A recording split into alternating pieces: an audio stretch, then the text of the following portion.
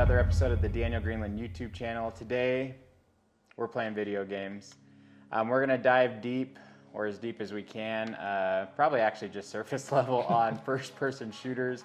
I got my best friend and brother here with me, Dylan Brooks. And Dylan, how long you been gaming? Probably 22 years. The biggest gamer that I know. So I'm glad I get to interview him.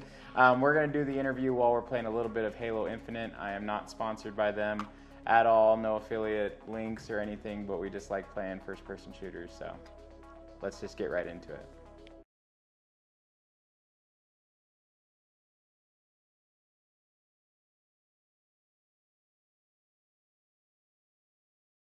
What is your favorite first-person shooter? That's actually kind of a tough question because there are a lot of first-person shooters that I like for different reasons. What one have we played the most together? That I would consider my favorite. Like my favorite of the ones we've played the most together. I would say Halo. Halo? Not Call of Duty? No, I like Call of Duty, but Halo is just something else. But why? Like Call of Duty is very fast. They have a very high, like it's always a very high time to kill. Mm-hmm. Sorry, not high, very low time to kill. Meaning you can kill people super quickly. Especially normally, I feel like we would play hardcore, right? Mm-hmm. Yeah. Oh, dude, yes. Yeah, so it's a lot of fun. Why don't they have battle? What is it called? Battle mode or something like that in the new Halo? That's what I want. Slayer? Yeah. Like where you just team deathmatch, kill each other? SWAT. Yeah. Okay, yeah. I mean, ranked is kind of like that, but you still have shields. Whereas the SWAT we're used to, you don't have shields.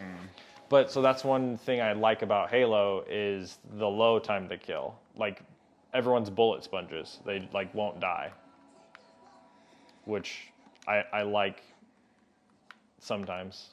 It makes for a different experience. So I doing like a little bit of research.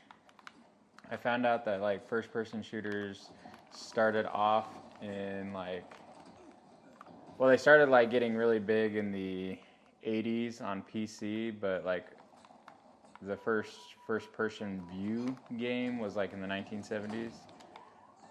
But I didn't really start following or start playing first-person shooters till like 2005. Yeah. Did you play it on PC at all? I never really played on PC. Straight console. Yeah, straight console. The biggest reason for that was just I couldn't afford a PC that would play first-person shooter games. Unless for anybody that doesn't know, we grew up in North Las Vegas, so we're poor all the time. I mean, unless you count like Doom. I don't know if you've ever heard of Doom. Yeah, Doom was like the one that kind of like got everybody interested. Yeah. So that was So I did play that a little bit when I was younger, and that was like, I guess, my first introduction to a first-person shooter in general. Mm-hmm. But like, the first actual first-person shooter I owned was GoldenEye on the Nintendo 64. Yeah, that's literally my first experience. Yeah. As well and that's like a N64 console. I think that's probably the first. No, besides Dune. That's probably the first console one that was really popular. Blood on it. There's really no blood. I mean, there is kind of blood here on Halo, but I think they took it away, really.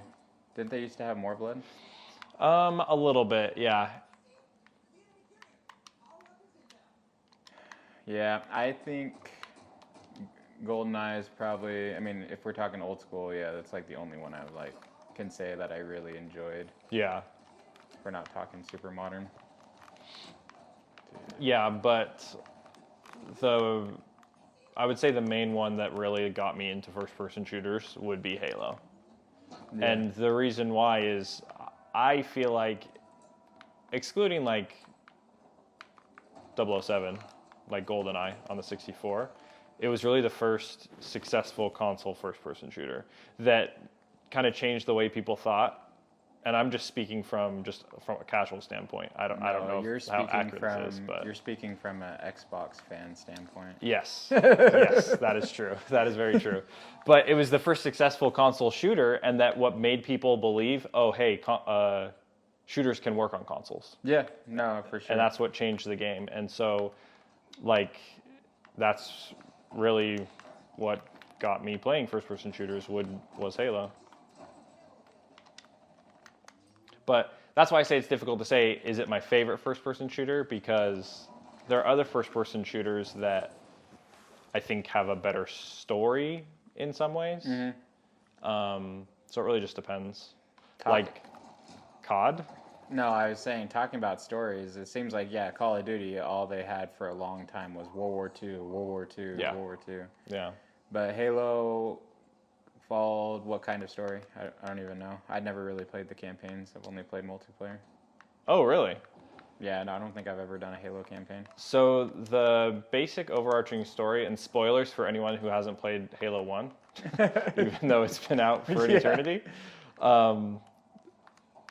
Halo 1 like set the stage for it, but basically it's set in the future where humanity, we got wrecked. Humanity I can't has, concentrate and play. Yeah.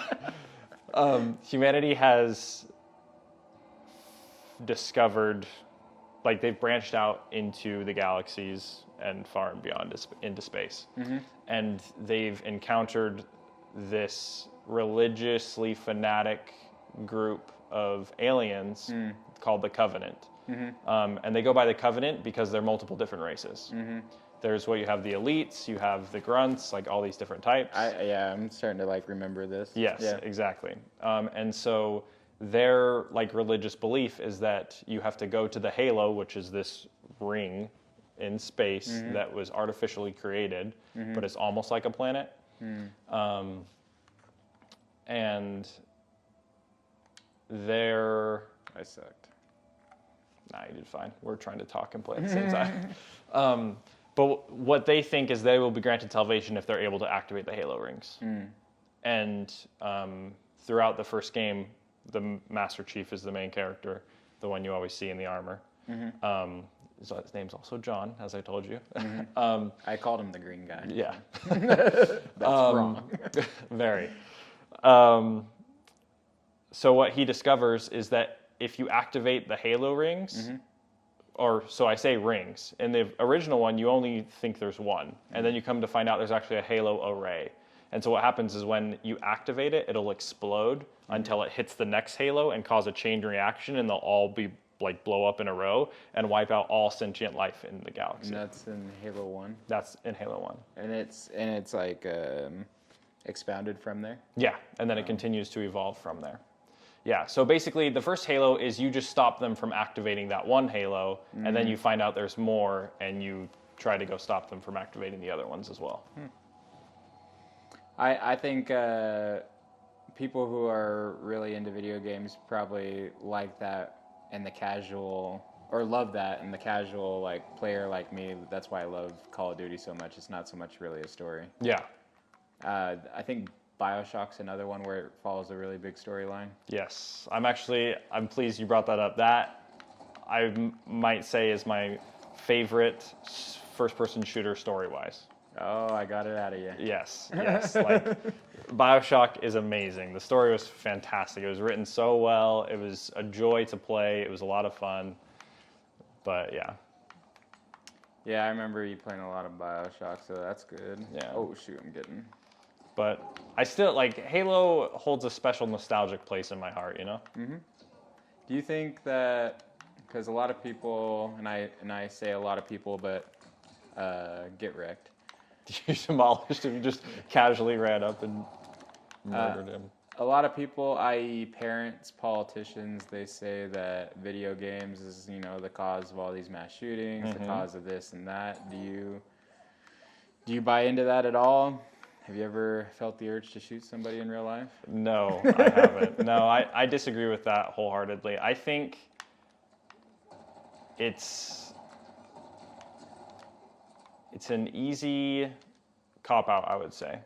Like, oh, hey, it's these video games that are making these kids violent. No, I think, like, there are some people that are just violent in nature. I think that does happen. But I don't think a video game will cause you to be more so. I guess I know that's your belief, but can you expound on it? Like, why wouldn't it? Like, I don't know. Like, well, I guess in the same way that watching R-rated movies and stuff like that's not going to make us more prone to go commit crime. I don't know. You know what I mean? Like, I watched bank heist last night. I'm not dying to go rob a bank. Yeah. I mean, I think that's really what it comes down to. Like, I think people that are going to do these things are going to do them either way. Mm-hmm. Like, and I don't think that's right. I don't think that's good. But Yeah. like, if someone's going to go shoot someone, I think that's just something they're going to do anyway. Yeah. And I think it might be easy for them to be like, oh, it's because I play this video game, instead of like, oh, there's actually an underlying issue with my mental health. Yeah. I think it's more of a mental health issue. Yeah, for sure. With video games, especially multiplayer, there's a whole like online community. Basically, you have friends that you never met before. I'm guessing, right? Is that correct? Yeah, it can be. It really depends on the person and how much they branch out socially to those strangers. But yeah, I actually have quite a few friends that I've met digitally, like on Xbox specifically. Mm-hmm. Some that I've now met in person, and that we know each other on a personal first name, face-to-face basis. And then others. That's pretty cool. Yeah, I think it's pretty cool. And then others that we're still just online friends, and like that's fine too. It's just a different thing. Yeah, you know what they're about. We come and we play video games. Do not be my friend otherwise. Yeah. The reason I bring him up though is because you brought up the mental like aspect. I feel like I've heard some stories where you've helped people just like literally just talking to them on the game, and in that way, video games has been really good for mental health.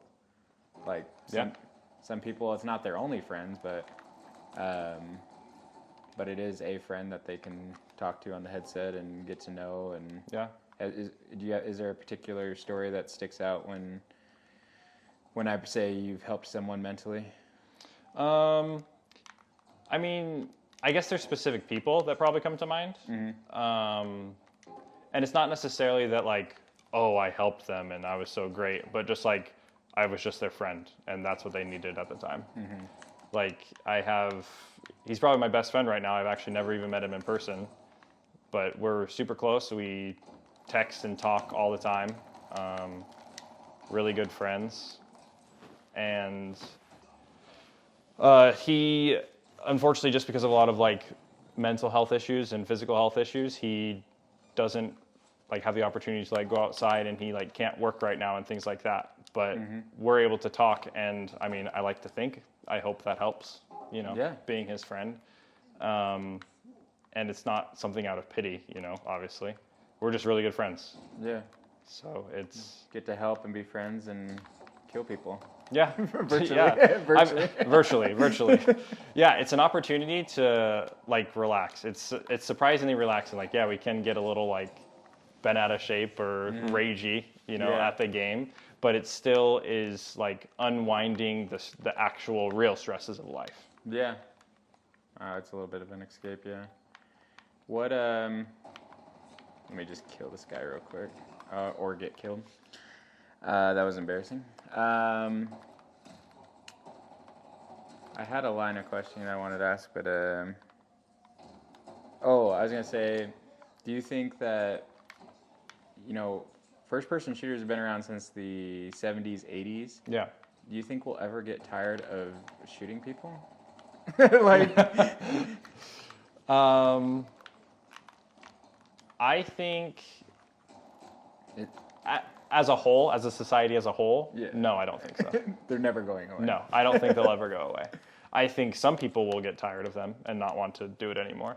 But I think as a whole, no, I think they'll stick around. Because there's more than just like, like what we're doing. You're just running around and killing people. That's all you're doing.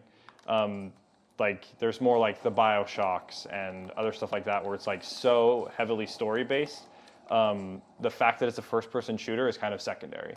It's just the medium through which you're finding out the story. And like in these story-based games, it's really cool to be a first-person shooter because you are the person, you are the character, and so you like feel that attachment and that connection to the character from a first-person standpoint. Like, so as long as people are creative, I think video games does a lot better job than movie makers because we literally have the same movies being made all the time. Just like with a different skin. Yeah. I feel like video games are, those makers, those writers are a lot more creative than, and in fact, we get our movies sometimes from video games. Yeah, that's true. Like, yeah, there's so many video games that have been turned into movies. Yeah. Like Halo, they're creating... We just won, by the way. Yeah, we demolished them, actually. I didn't. Halo, they're making a live-action series, so there's that. I mean, Monster Hunter, that's They've another made some game. comedies from Halo that we've watched. Yes, yeah, as Red teenagers. versus Blue, Yeah. That's a really big one. Yeah, that one's super funny. Yeah, but yeah, there's so many video games that have been turned into movies or other media. Yeah. And yeah, like the stories they come up with. And so really, I think that's what makes them cool is it's a combination of the story, but then also being able to control it. So it's almost like a choose your own adventure book. Like when I was younger, I used to read those all the time and see all the different choices you could make. I'm literally remembering my brother Jacob doing Goosebumps, I think. Yep, right? Goosebumps. Yeah, that's what I did. Yeah, Yeah. a ton of Goosebumps. But choose your ending, basically. yeah. And so with a video game, you get the best of both worlds because you get to have that somewhat cinematic experience, but then you also get to be in control. All right, so in closing, I have a question about your opinion of the future. We've gone from like PC games, and the console took a little bit to like get off the ground, but it took over. Like, well, first of all, before I get to the future, like, what do you feel about like the state of like the PlayStation and Xbox battle that we've had for the last couple years? Well, I think console wars are dumb in general. Console wars are done? Yeah. Oh, okay. Yeah, I think so. Because it's just like a lot of needless elitism. It's like we all like to play games. So where does it matter where you play it? I guess is my thoughts on it. That is coming from someone who owns every console and is able to play every game. So that probably colors it a little bit. You have a PlayStation? Yeah, I have a PlayStation, PlayStation 4. What? Yeah. PS5 is probably hard to get your hands on right now. Yeah, I haven't even tried just because of the cost. But you have the Xbox Series X. Series X. Yeah, I'm a big Xbox fanboy. I really like Xbox, and Halo is a big reason for that. So that's actually why I went Xbox was because of Halo. I just killed him from like halfway across the map. Oh, I'm dead. I'm dead here, 100%. What? Oh, I can't Dude aim. shot after I hit him. That's lag. Okay, so I agree with you too. I've had fun on both the PlayStation and the Xbox, and it's like, why do you have to like, fight about which graphics are better, which controllers are better? Obviously, the Xbox controllers are better. I think even PlayStation players can agree with that. I hate the PlayStation controller when compared to the Xbox. But Yes, yeah. But I kind of feel like you were maybe asking, now that I'm thinking about it, maybe you were kind of asking a different question than the way I answered it.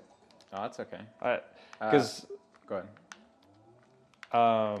well, I don't know. Is that what you meant? Did I answer your question? Yeah, I was asking basically like,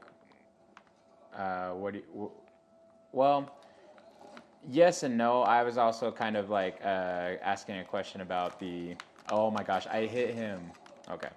I was also asking a question about like the supply chain issue, basically. Like everybody wants these consoles, Yes. but they keep like not making enough of them. I'm Yeah, just like, yeah. So the problem is there's actually like chip shortages, so they're not able to get the consoles. Yeah. and how did you get yours? I mean, you were just in line and got it? No, a lot of work. So like going on Xbox's or Microsoft's website and trying multiple times, and lots of frustrated weekends and weeknights of trying to get it and not getting it.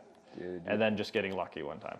I'm really big into shoes, and that's like waiting in like 3 online portals just to try to get a shoe drop, and still don't get it. Yep.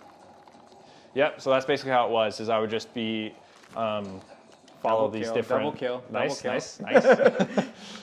Following different websites that would notify you when they're in stock, and then just like refreshing the page over and over and hoping to get it in your cart. The other kind of train of thought that I had was, I mean, with Netflix offering video games on their platform, do you think they're ever going to move away from consoles and just go on to the World Wide Web, or what do you think? That's an interesting question. I think yes and no, maybe. So really, when I think of when I think of Netflix, like adding video games, what I put that more akin to is like Xbox's Game Pass.